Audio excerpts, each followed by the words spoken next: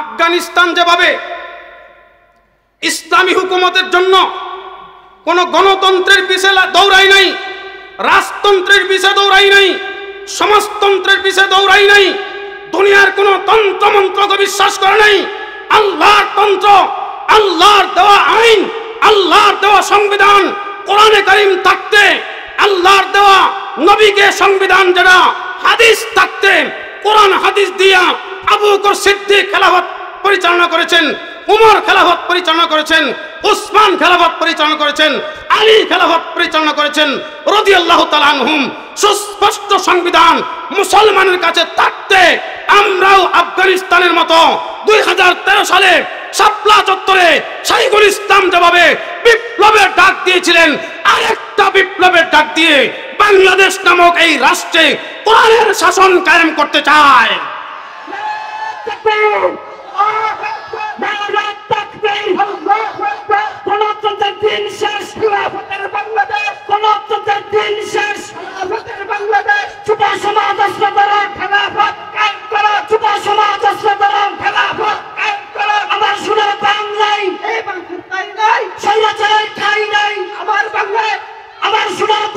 কিয়ামত পর্যন্ত যদি মানুষ চেষ্টা করে যে কোরআন হাদিসের আইন বাদ দিয়া গণতন্ত্র দিয়ে শান্তি প্রতিষ্ঠা হবে, কেউ যদি কিয়ামত পর্যন্ত চেষ্টা করে, কোন দেশ রাষ্ট্র কিয়ামত পর্যন্ত চেষ্টা করলেও কোরআন হাদিস মাইনাস করে গণতন্ত্র রাজতন্ত্রের আইনে কিয়ামত পর্যন্ত আল্লাহর কসম শান্তি প্রতিষ্ঠা হবে না, হতে পারে না।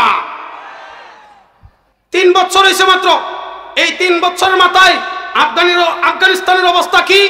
একজন মহিলা তার নিজের ব্যাংক থেকে নিজের টাকা উঠাইয়া পলিথিনে বইরা, সাদা পলিথিনে বইরা বাসায় নিয়ে যায়।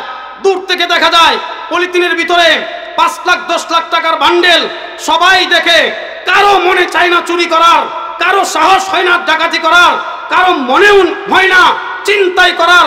মহিলা টাকা পলিথিনে বইরা স্বাধীনভাবে বাজার মার্কেট করে ব্যাংক থেকে রাস্তা দিয়ে একা একা বাড়িতে যায়। আফগানিস্তানের বর্তমান অবস্থা।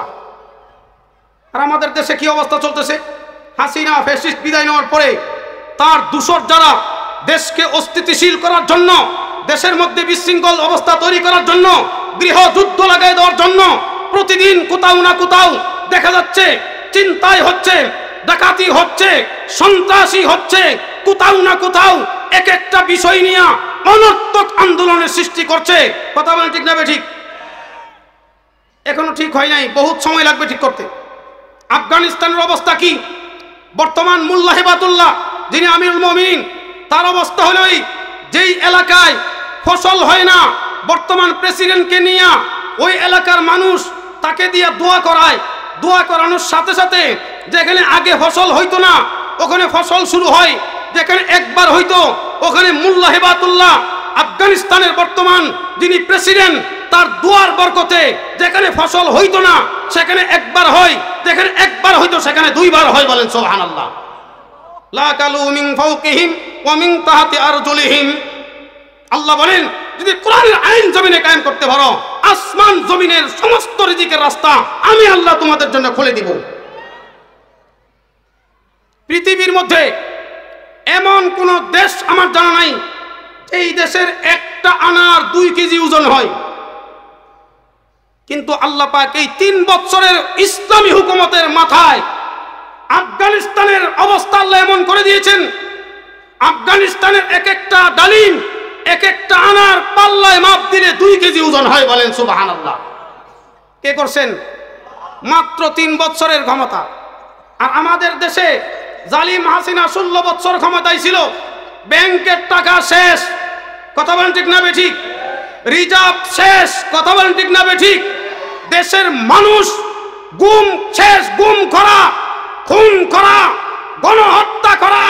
2013 সালে শাপলা চত্বরে গণহত্যা করেছে। 2009 সালে 57 জন আর্মি কর্মকর্তাকে হত্যা করে গণহত্যা করেছে।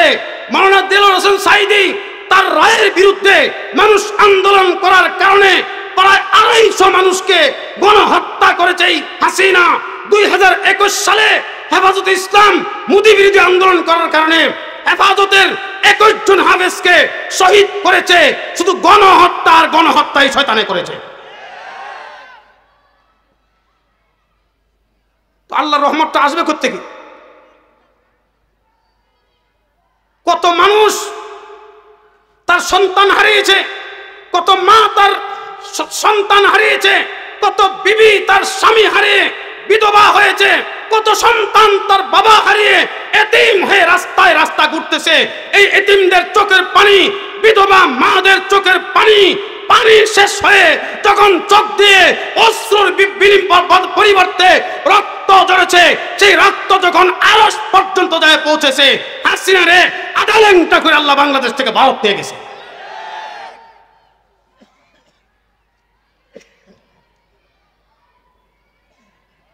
এই জন্য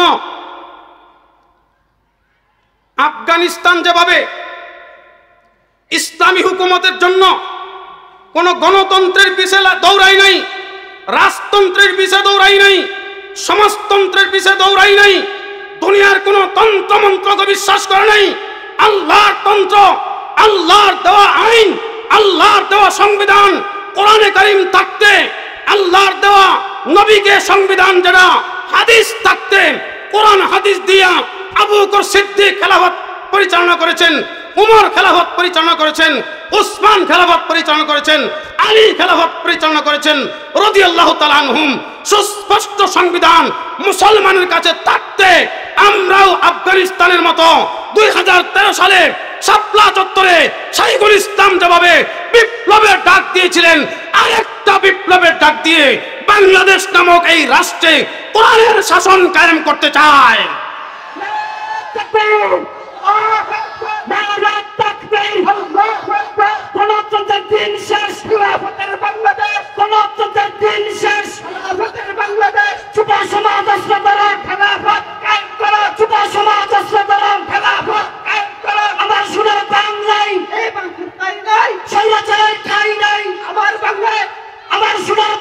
কিয়ামত পর্যন্ত যদি মানুষ চেষ্টা করে যে কোরআন হাদিসের আইন বাদ দিয়া গণতন্ত্র দিয়ে শান্তি প্রতিষ্ঠা হবে, কেউ যদি কিয়ামত পর্যন্ত চেষ্টা করে, কোন দেশ রাষ্ট্র কিয়ামত পর্যন্ত চেষ্টা করলেও কোরআন হাদিস মাইনাস করে গণতন্ত্র রাজতন্ত্রের আইনে কিয়ামত পর্যন্ত আল্লাহর কসম শান্তি প্রতিষ্ঠা হবে না, হতে পারে না। যদি হয় তাহলে আল্লাহর কোরআন মিথ্যা হয়ে যাবে, ইসলামী শাসন ব্যবস্থা তখন সন্দেহযুক্ত হয়ে যাবে। আল্লাহর কোরআন মিথ্যা নয়, সন্দেহযুক্ত নয়, বিলকুল 100% সন্দেহ মুক্ত, শাশ্বত চিরন্তন কোরআন আর ইসলাম। কথা বলেন ঠিক না বেঠিক? এই জন্য আমরা মুসলমান ইসলাম ছাড়া আর কিচ্ছু বিশ্বাস করি না। এইগুলো এখন লালন করতে হবে আস্তে আস্তে।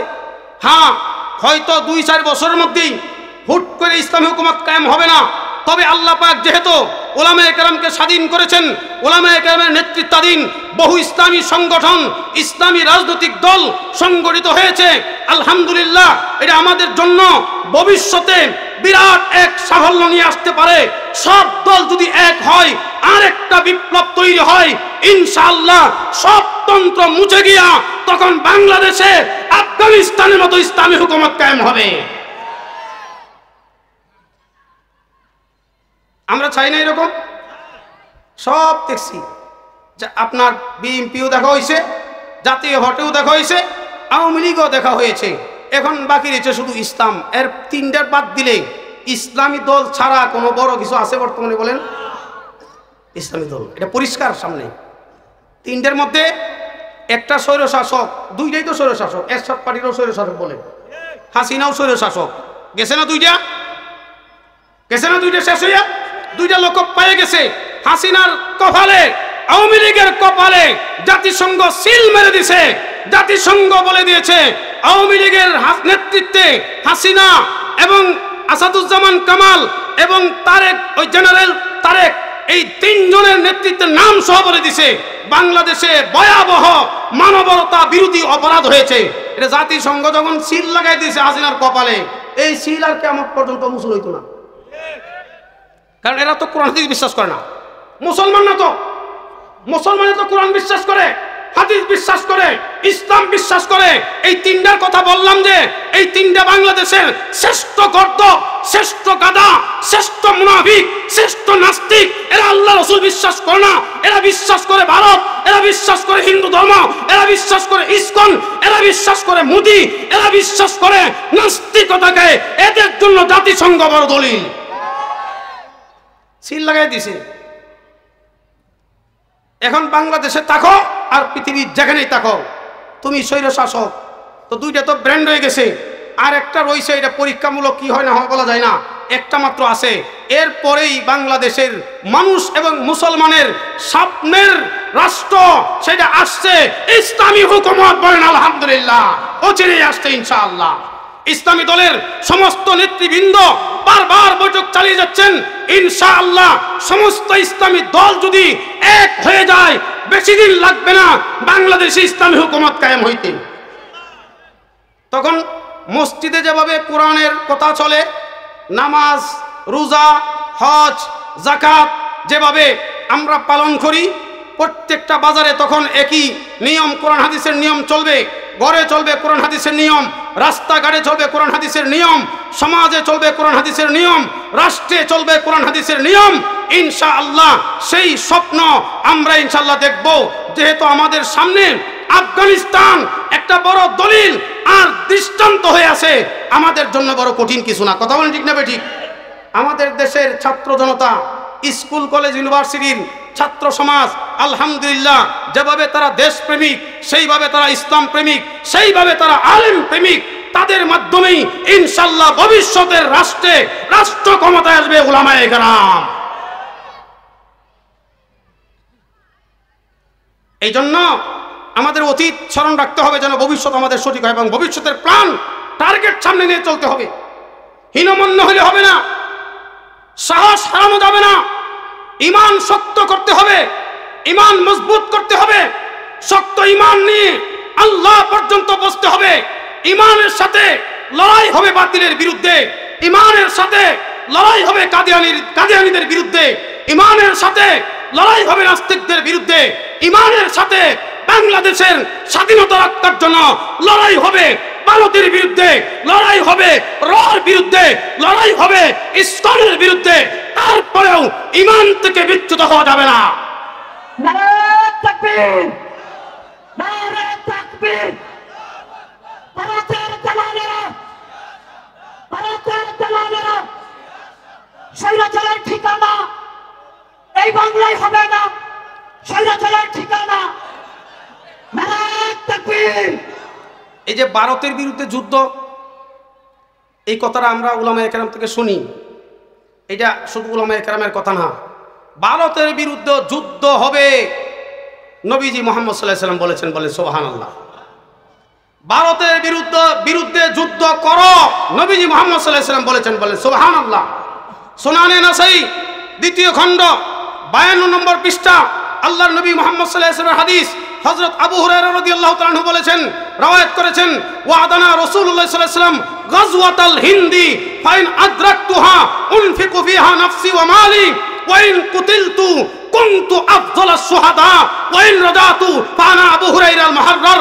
হযরত আবু হুরায়রা বলেন, আমাকে এবং আমার সাহাবী ভাইদেরকে 100 লক্ষ সাহাবীকে আল্লাহর নবী মুহাম্মদ সাল্লাল্লাহু আলাইহি ওয়াসাল্লাম ওয়াদা দিয়ে বলেছেন, প্রতিশ্রুতি দিয়েছেন এবং ওয়াদা দিয়েছেন, হে আমার সাহাবীরা, হে আমার উম্মতের লোকেরা, তোমরা শুনে রাখো